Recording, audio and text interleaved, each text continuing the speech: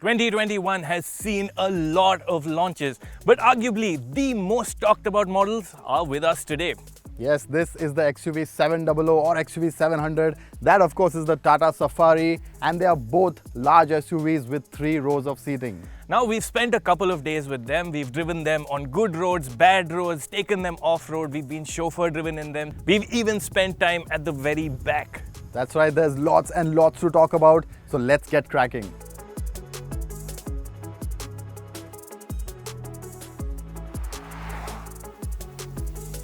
First things first, how do they look? Now, Jay, they are both pretty much the same size. There are millimeters between them in length, width, and height. And I think both of them have great road presence, but which one do you like more? Well, personally, I like the Safari. I know it has that front end like the Harrier that we've seen, but that's not a bad thing, is it? It has a nice bold presence. I think that's what I really like. But on the Safari, I especially like the rear end because that stepped up roof, even the way the tail lamps are done, I think it's really nice. It has that nice tall feel at the back, and I think that's what really works for me. Yeah, I think I agree with you. I also like the way the Safari looks a bit more. The XUV, it's got a nice stance. It looks purposeful. It's got a lot of muscle also on the body, at the bonnet and at the haunches. But, some things are a bit overdone, like the comma-shaped LED DRLs up front. And the tail lights also, I'm not really a fan of those. Now, there are some other quirks as well. The AX7 gets the flush-fitted door handles like the other XUV700s. But when you come close to the car, when you unlock it, it pops out, so you have easy access. On the lower variants, it doesn't pop out, so when it's dark, what do? You have to sort of fumble around, and that's, I think, a strange quirk to have designed into your car. To nitpick, the mount for the Mahindra badge on the tailgate is also a bit fussy. Also, the XUV's tailgate is made of plastic, so it's not repairable in case of a minor shunt. The tailgate's lesser weight does come into play, as you'll find out soon. Which is the SUV that you like more in look? Let us know in the comment section below, and if you haven't already, please do like the video, subscribe to the Autocar India channel and hit that bell icon for the latest from us. Now, getting into the cars, I think it's more of a step up to get into the Safari, but once you're inside, you know that you entered a very tough car. Everything is very big and chunky, and it feels like an SUV through and through. I also like the mix of materials inside. There's this thick metallic-like strip that runs along the width of the dashboard. There's soft touch materials on the dash top. So it is quite nice in look, but it's still not perfect. If you're familiar with the Safari manual, you'll know that your left knee will particularly be fouling with the dashboard. The seats again, they look better than they actually are. I think there's too much support on the side, and that does take a bit from the comfort level.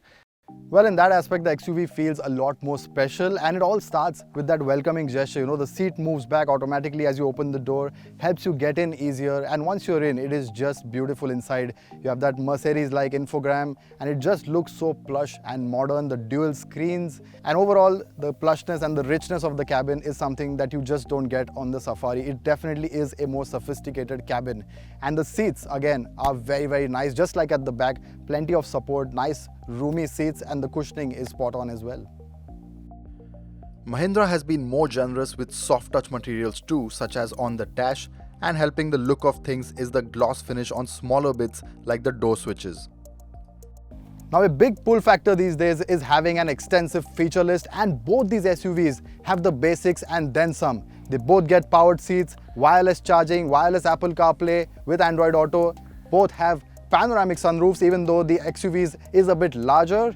But I think, you know what, Jay?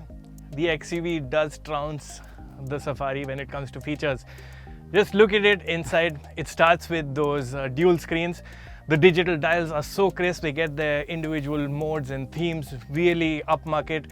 They make the part digital system on the Safari look dated immediately. Then there's the touchscreen itself, very slick to use. Again, much more sophisticated than the 8.8-inch unit on the Safari. This one gets a 360-degree camera.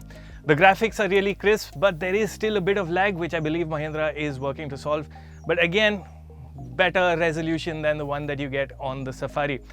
Do note, our test XUV screen was pending an update to unlock features like wireless Android Auto, while our test Safari didn't have the new wireless functionality. Then there are the other things. You get blind view monitors, there's driver seat memory, dual zone climate control, and of course we can't forget the talking point on the new XUV700 ADAS.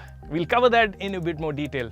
That's right, we will. But before that, again, the sound system is something that is really appreciated on SUVs, and both these have quite decent systems. Yeah, so the XUV in its top spec trim gets a 12-speaker Sony system with 3D surround. The Tata Safari uses a 9-speaker JBL unit, but I think you'll agree the XUV offers a bit more in sound variation and effects. Yeah, that's right, it does. But for all that the XUV gains, it misses out on simple stuff like automatic IRVM. Yeah, that is a very curious omission on something as loaded as the XUV. Safaris in limited run Gold Edition form do get a hot modern day feature with ventilation for the front seats and the rear seats on 6-seat versions. It's expected that these features will be rolled out onto the standard range in the days to come.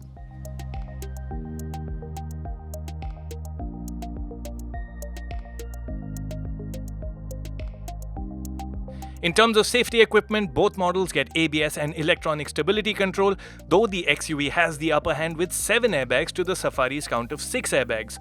That the XUV's curtain airbags extend all the way to the third row is reassuring to know too.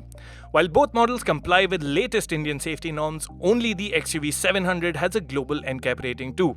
It was rated 5 stars on adult occupant protection and 4 stars on child safety. Where the XUV700 blows the Safari away is in radar and camera-based active safety features. Here's a list of all the ADAS or advanced driver assistance systems offered on the XUV. Moving to the second row. Okay, so now about that all-important second row. A lot of owners do find themselves sitting there quite often. And again, this is not a like-for-like comparison because the XUV here gets bench seats, whereas that Safari is with captain seats. Yeah, so as you may know, the Safari is available in 2 seating configurations. There's the 6-seat one, like this one here, that gets captain's chairs for the middle row, or there's the 7-seat one with the bench seat configuration. Personally, Jay, I prefer the bench seat configuration. The captain's chairs, they are nice and give that upmarket experience, but they're not as accommodating for, well, healthier people like me. But I do like the experience in the Safari, especially that stadium seating that seats you high up and really gives you a great panoramic view of the world outside.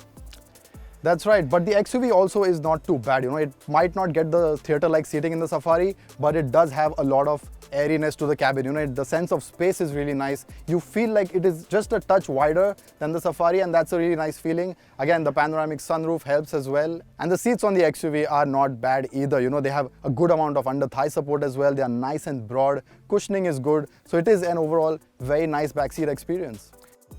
In both SUVs, the seat to be on is the one behind the front passenger seat. Now, the other thing that both of these SUVs have is a boss mode.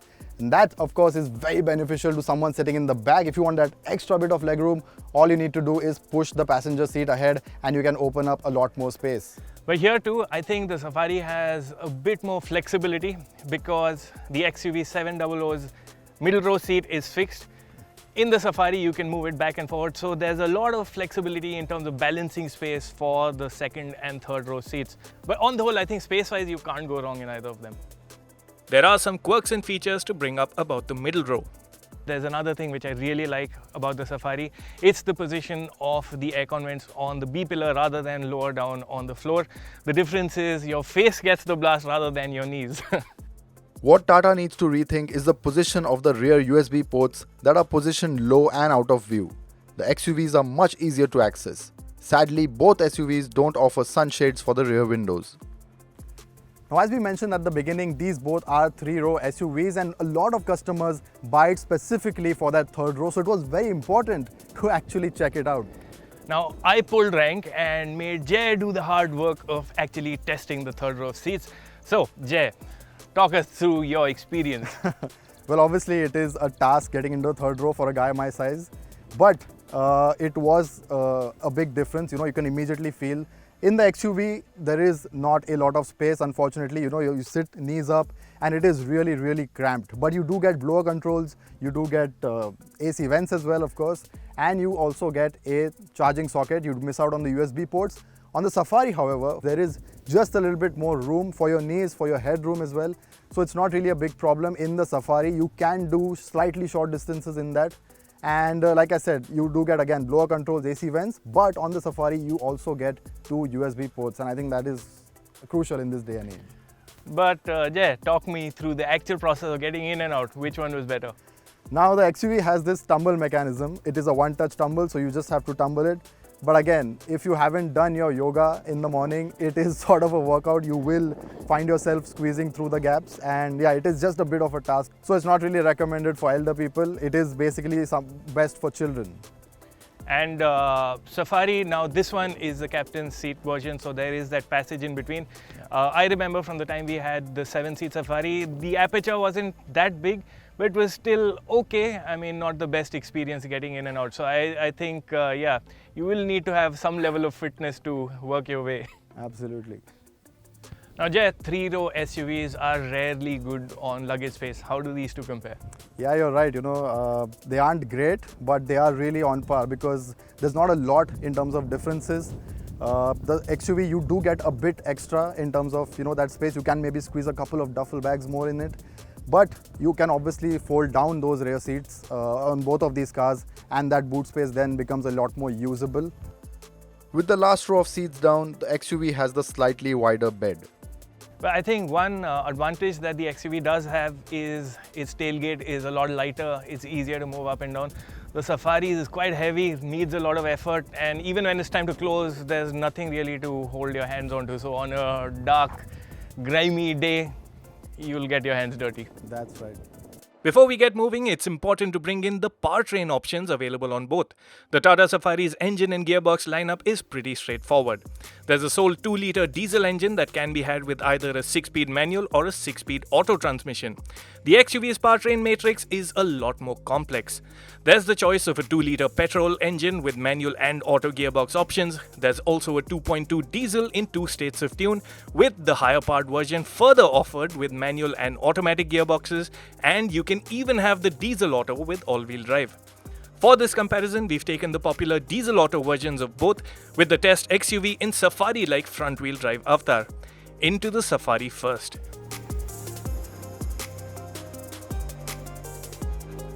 JP, how's it like to drive? Well, it is a very strong engine, and you feel that immediately as you get driving because there's a good amount of power. The torque band is really nice. It's very meaty, so you sort of have power no matter what the RPM. You just flex your right foot and it surges ahead. So it is really not at all, you'll never really feel the need for more. And even with a full load, it does not struggle one bit. It just carries on and on. I think that's a big characteristic. And like the XUV700, it also gets drive modes? Well, yeah, it does get 3 drive modes. I mean, the engine is strong in itself, but if you wish to sort of alter the characteristics, you can. You get a city mode that is balanced, but you also get an eco mode that sort of dials things down. It just saves you that extra bit of fuel. And you also have a sport mode that sort of amps things up. The engine gets a bit more responsive, the gearbox gets sharper. So if you are feeling a bit enthusiastic, that is the mode to be in. I also like the gearbox. I think it more than gets the job done, right? Yeah, I mean, the shifts are really smooth, so you don't really struggle with that. But yeah, like you said, you cannot get eager with this car. If you just mash your foot down and expect it to shift down immediately, it's not going to happen. It does have a hint of, resistance before it does that. But again, everyday driving is not going to be a problem. So, yeah, I got stuck on the phrase everyday driving. The Tata Safari isn't the easiest to drive, right? That's right. The steering is the biggest one to blame here because it does have a good amount of heft to it. And when I say good amount, I mean you really have to put in some effort, especially at low speeds. And in the cities, while parking, while maneuvering it through tight roads, you do feel like you're driving a big, heavy SUV. And there's another thing that doesn't work that well in the city, right? Low speed ride. Yes, it is a bit jittery in here. At low speeds, you do sort of feel the bumps and thuds a lot more into the cabin. And yeah, that is a big problem, especially on our pothole-ridden roads. The Safari experience does get better as you pick up the pace. You'll particularly appreciate how unfazed it feels over broken patches of road taken at high speeds. but it's not perfect. Now, something that I can feel even from the passenger seat is that the Safari drives with a lot of heft. It feels sure-footed, but around the corners, it leaves you wanting, right?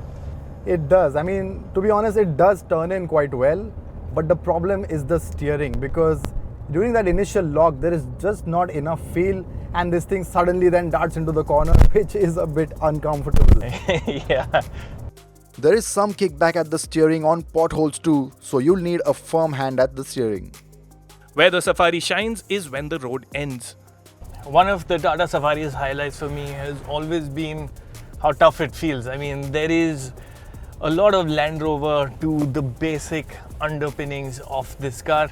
And remember, it feels so even without all-wheel drive. I mean, yeah, it does feel tough and rugged, and especially on an off-road patch like this, you really do feel indestructible.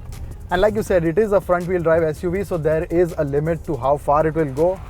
Unique to the Safari are terrain response modes for different driving conditions. It primes the ESC system for maximum traction. Switching to the XUV700 and starting with the off-roady bits.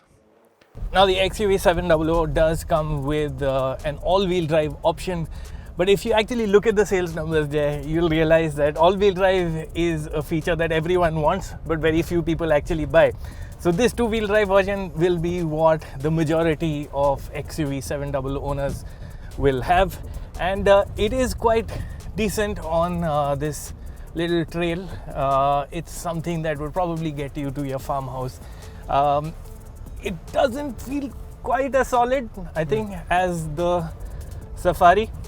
But I think it'll get the job done for most use cases.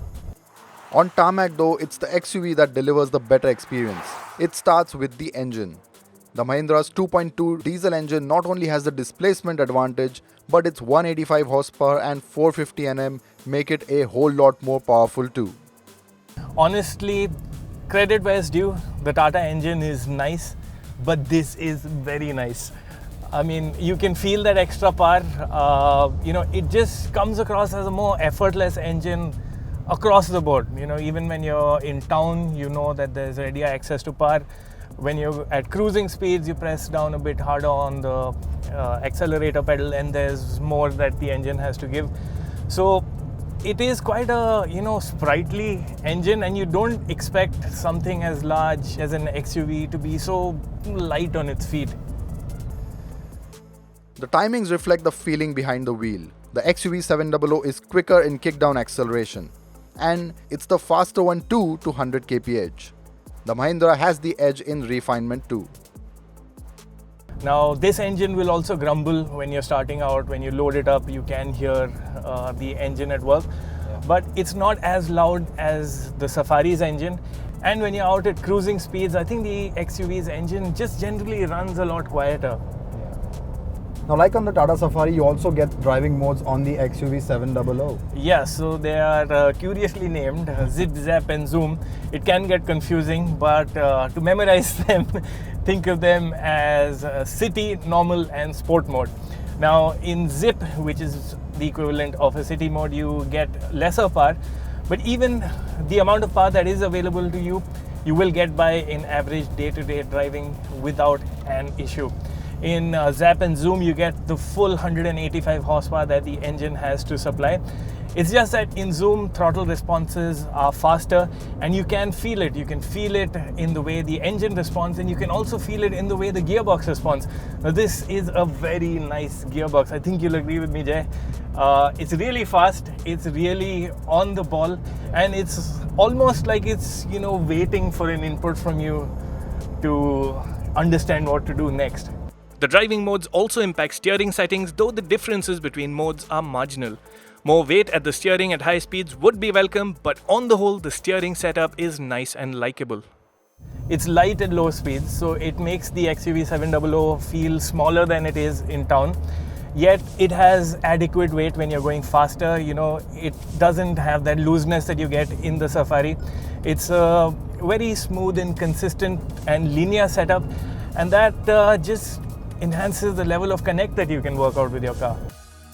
The Mahindra that features all independent suspension and sophisticated frequency selective dampers is superior in its suspension setup, and it shows in handling and ride. I think again the XUV is easily better at low speeds. It's way more absorbent than the Safari. So in the Safari, where you always got the little movement throughout, the 700 really smoothens the surface. And even high-speed manners, I find that the XUV700 is more settled, and even on bad patches of road, which the Safari still has a lead, the 700 isn't that far off, and it's such a vast improvement over the 500. It's almost like a 2-generation leap. In the corners, the XUV700 is also the flatter car. I think you might have noticed that. Yeah, I can definitely feel it. In the Safari, there is a good amount of roll, and comparatively, this definitely has a more composed and flat ride through a nice stretch of corners. Yeah. Now, of course, the engine performance on the XUV is very nice. It's fast and all, but what about the brakes? Well, to be honest, the XUV has the better brakes, but it's still not really the best in the business.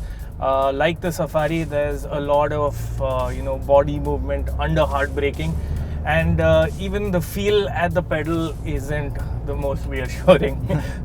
And that's not what you want when you have as many as 7 people in the car. On the subject, the XUV actually does come with tech to ensure that you keep a safe distance. And I'm talking of its ADAS features. Now, adaptive cruise control works really well. I'm not that much of a fan of the lane keep assist, and that's not as much to do with the car as it is to do with our road infrastructure itself. The sensors and the system tend to get thrown off by our poorly marked roads. But we will be doing a full-blown review on the ADAS features, so stay tuned for that. Of the other things, I really like the fact that you can set the adaptive cruise control to as low as 30 kilometers an hour. What that allows you to do is make your way through city roads without having to press the throttle and brake continuously. Now, it does take some getting used to, and I think I'm still some way away from absolutely letting the car's system do all the thinking for me, but it's good to have that option. Thankfully, we didn't need to try out auto emergency braking, though a simulated run following a lead car closely did have the front collision warning alert flash. What's really nice is that the headlights can be set to automatically switch to dipper when oncoming traffic comes into view. With the static evaluation and driving done, all that's left is to talk prices. This Mahindra XUV700 diesel auto front-wheel drive in AX7 luxury trim has a price tag of 21.89 lakh rupees, while the Tata Safari XZA Plus 6-seater is on sale for 21.79 lakh rupees. Now that you know how much they cost and what they're like, it's time for that all-important verdict. Jay, how would you sum up the Safari? Well, it is a good SUV, no doubt. It exudes toughness, and it also has the more accommodating third row. But in terms of every other aspect, the XUV700 trumps it. And yeah, you are right, because if you talk of the interior, you talk of the engine, performance, refinement, ride, handling, the XUV700 is better than the Safari in almost every area. So in this comparison, there is a very clear winner, and that is the XUV700.